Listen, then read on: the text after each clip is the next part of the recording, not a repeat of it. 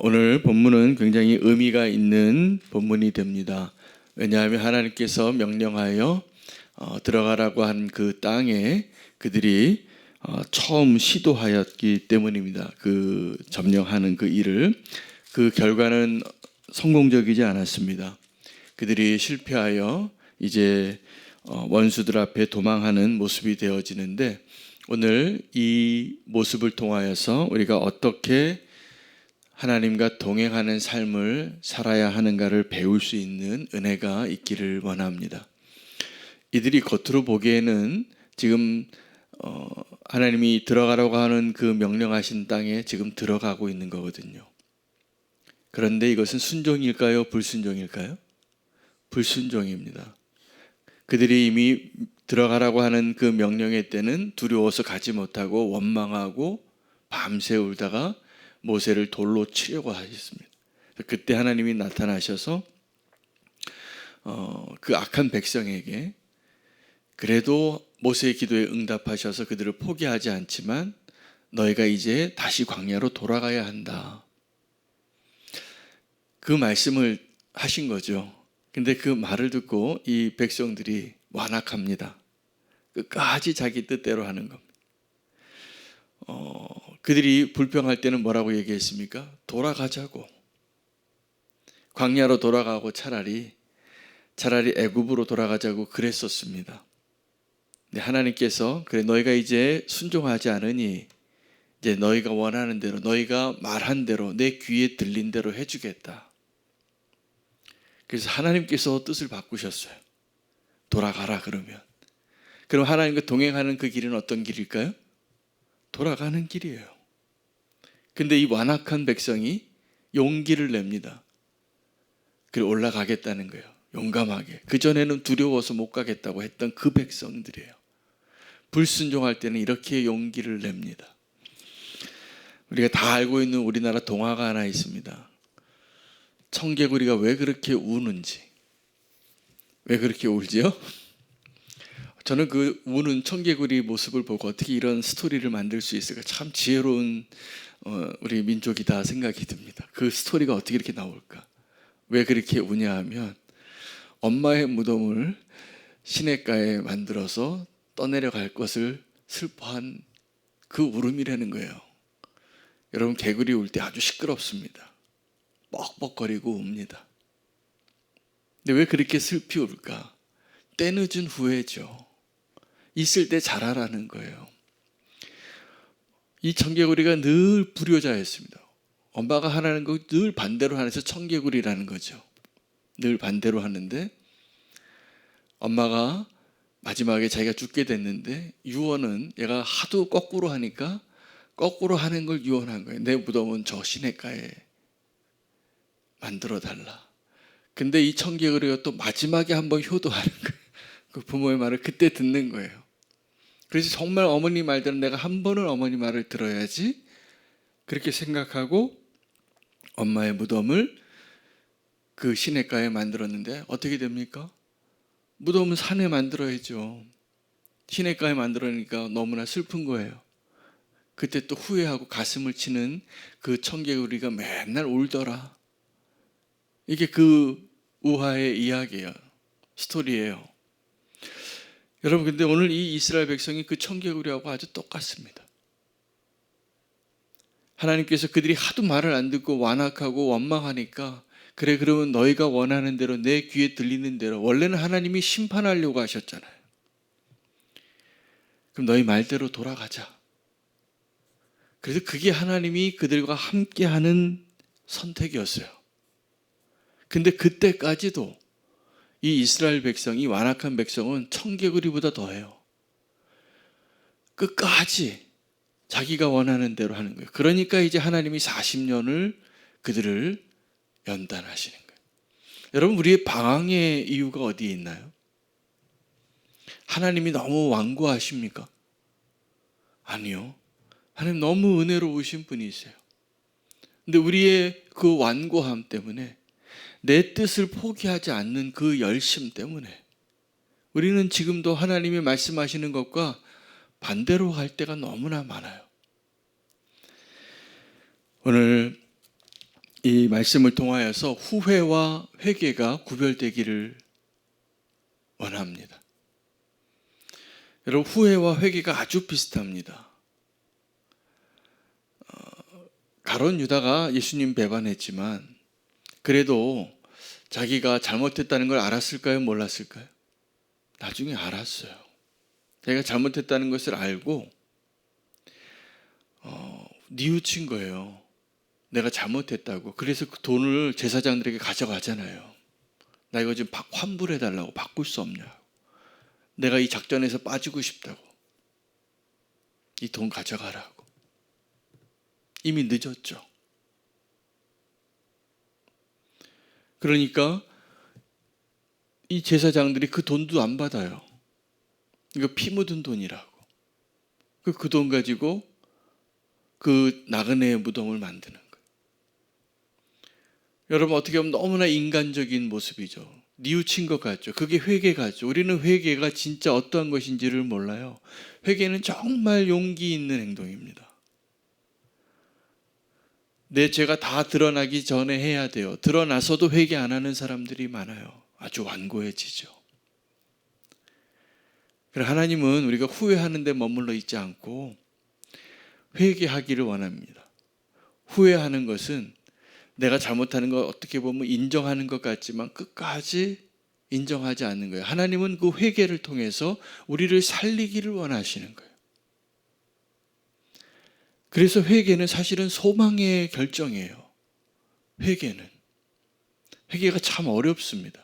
내 죄를 드러내는 것도 어렵고 내가 죄인인 것을 인정하는 것도 어려운 거예요. 그 인정하면 소망이 생겨요. 근데 후회는 뭐냐면 내가 죄 지은 것은 인정하는데 완고함을 버리지 않는 거예요. 차라리 내가 죽어버려야지. 그렇게 되는 거예요. 이 이스라엘 백성이 사실은 하나님께서 이제 그 완고한 백성들을 향하여 은혜를 베푼 겁니다. 죽이지 않고 심판하지 않고 살려서 광야로 들어가자. 그 올라가죠. 이 백성들이 완고함 때문입니다. 끝까지. 이게 뉘우친 것 같지요? 이게 회개가 아닙니다. 그들이 뒤늦게 순종하겠다고 하는, 우리가 불순종해서 저기 올라가지 않았으니까 이제 올라가겠다고. 근데 모세가 말려요. 올라가지 말라고. 너희가 이길 수 없다고. 왜요? 하나님이 함께 하시지 않으니까. 우리가 때로는 부흥을 갈망하면서도 그럴 때가 많아요. 부흥을 다 원합니다. 원하시죠? 부흥 원하지 않으십니까? 근데 부흥을 원하는데 그 부흥도 우리 방식으로 원할 때가 많아요. 우리는 그 부흥의 그 모습을 원하더라고요. 우리나라에 그 부흥을 갈망하는 그 집회가 한 번 있었어요. 1909년에 우리나라 평양 대부흥이 있었는데 그 100주년 되던 해예요. 2009년에. 저도 그때 소망으로 그 집회에 주최 측에 있었습니다. 한 도시의 책임자 중에 한 명이었어요. 교회들을 다 섭외하고 정말 열심히 뛰었어요. 제가 여기 오셔야 된다고. 각 교회마다 다 성도들 보내달라고. 모였어요. 꽤 많은 숫자가. 뜨겁게 기도했어요. 그런데 그게 우리가 원하는 부흥이더라고요. 하나님이 원하시는 부흥이 무엇인가를 저는 그때 배웠어요. 그 실패를 통해서. 우리는 부흥을 어떤 걸 생각합니까? 눈물 좀 흘리고 많은 사람이 모이는 것. 그러니까는 부흥을 어떤 걸 부흥으로 원하는지를 제가 그때 깨달았어요. 내 모습을 알았어요. 우리는 그때 그 부흥 집회가 성공하는 것을 그 자리에 수만 명이 모여서 이 자리를 꽉 채우는 거 사진 찍고 싶은 거예요. 눈물로 기도했어요, 사실. 뜨겁게. 근데 하나님이 원하시는 부흥은 우리 옷을 찢는 게 아니라 우리 마음을 찢는 부흥이에요. 진짜 회개는.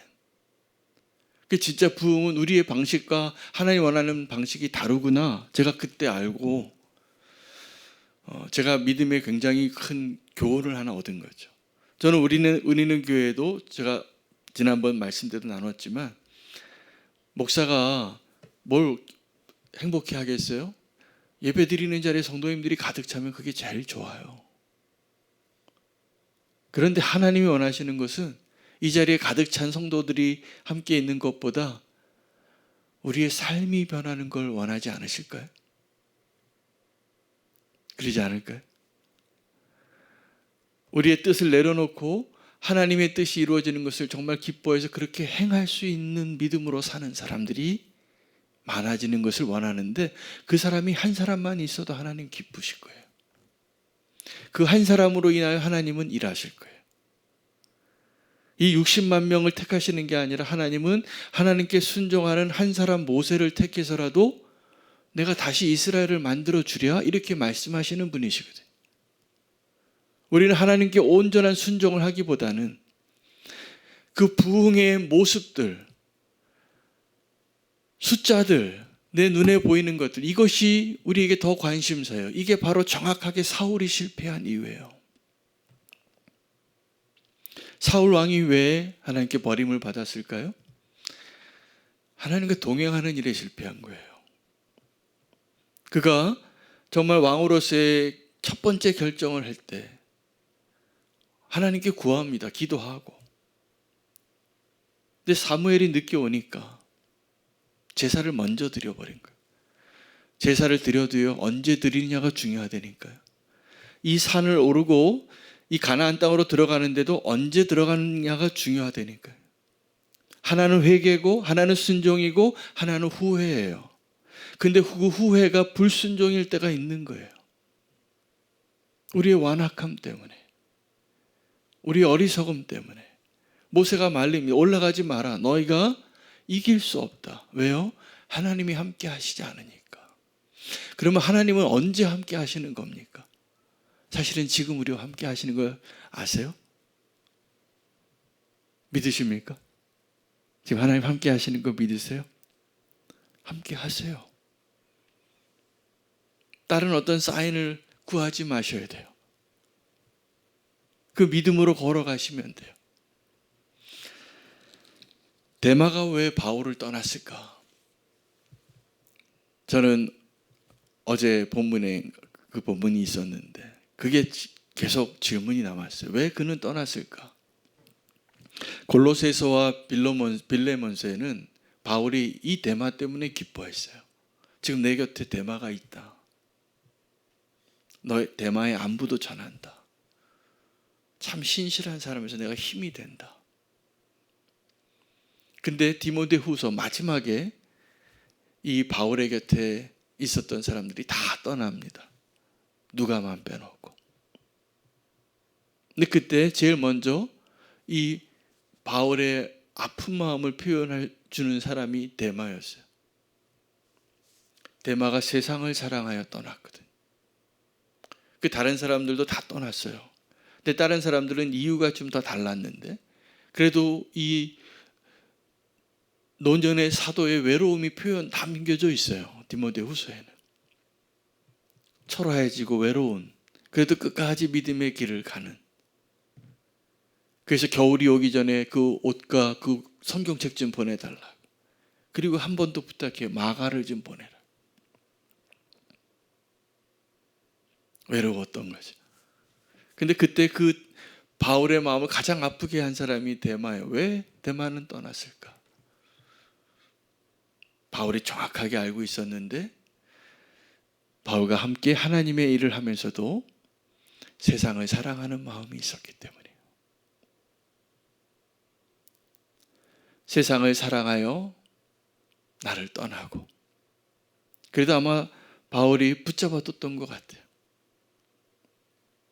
아들처럼. 근데 이제 힘없고 노사도의 곁을 떠나는 그 데마. 여러분, 우리는 그 데마의 모습이 될 때가 너무나 많습니다. 룻의 모습이 되어야 하는데. 오늘 주님께서 하나님과 함께하는 그 비결은 하나님이 지금 함께 하시는 곳이 하나님의 뜻 가운데 있는 것을 하나님과 함께 하고 있다라고 말하는 겁니다. 하나님과 함께 있어도 하나님의 뜻대로 하지 않는 사람들은 하나님과 함께 하는 사람일까요? 아닐까요? 하나님을 떠난 사람이에요. 지금 예배의 자리에 있어도 만약에 우리가 지금 딴 생각하고 있어요. 입으로는 아멘을 하는데 지금 집에서 오늘 김치찌개 어떻게 할까 생각하고 있어요. 그러면 하나님 오늘 이 예배의 자리에서 그 생각을 다 보시고 아시고 계시는데 함께 하고 있다고 생각하실까요? 아니면 몸은 여기 와 있지만 마음은 딴 데 있는 것을 다 알고 계시는 것을 아쉬워하실까요? 아쉬워하시죠.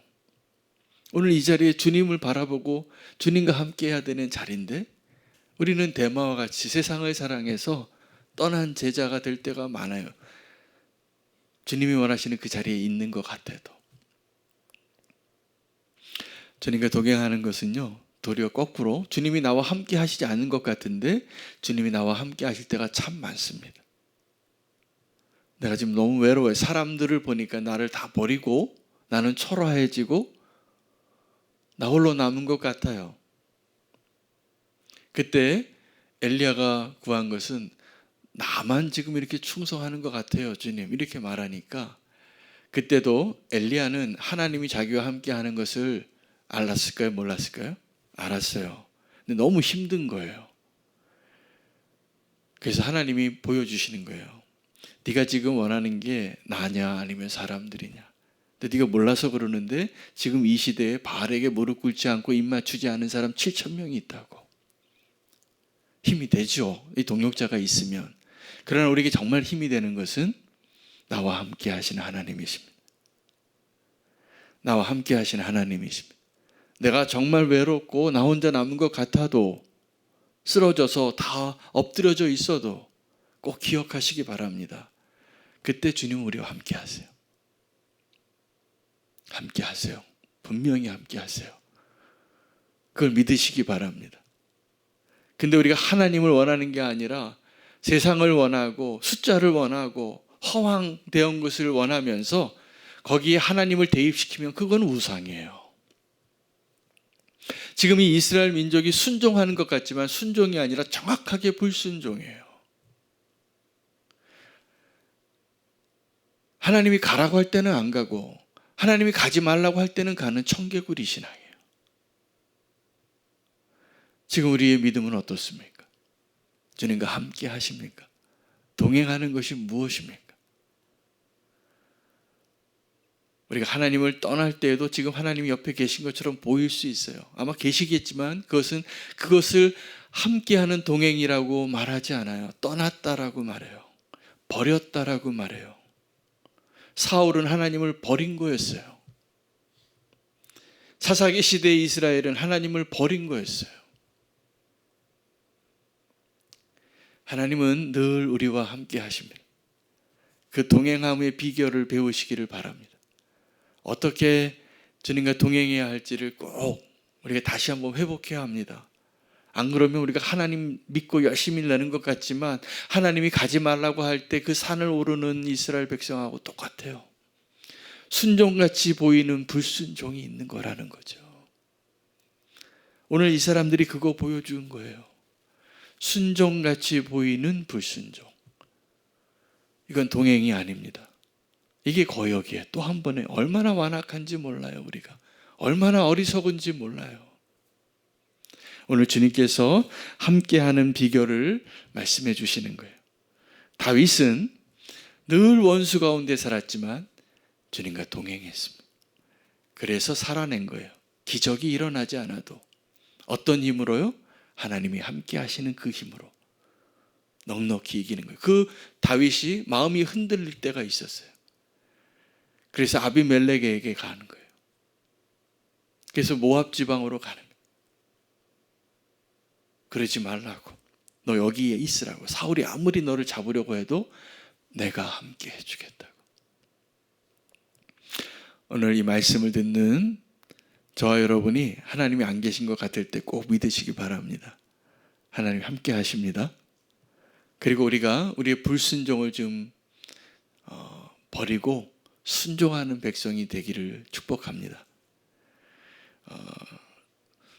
순종처럼 보이는 불순종, 하나님 다 하세요. 하나님이 함께 하시지 않는데 용기 내지 마시고 올라가지 마세요. 다시 광야길로 돌아가는 게 그래도 하나님의 은혜 안에 들어가는 거예요. 북이스라엘이 망하고 남유다가 망할 때 그들이 다 거꾸로 갔어요. 하나님이 가지 말라고, 저 애굽으로 가지 말고 바벨론으로 포로가 되라고, 이게 하나님의 명령이었어요. 갔을까요? 끝까지 안 갑니다. 예레미야가 그 얘기하느라고 끝까지 그들과 동행한 거예요. 하나님의 음성이 오늘 잘 들려줬으면 좋겠습니다.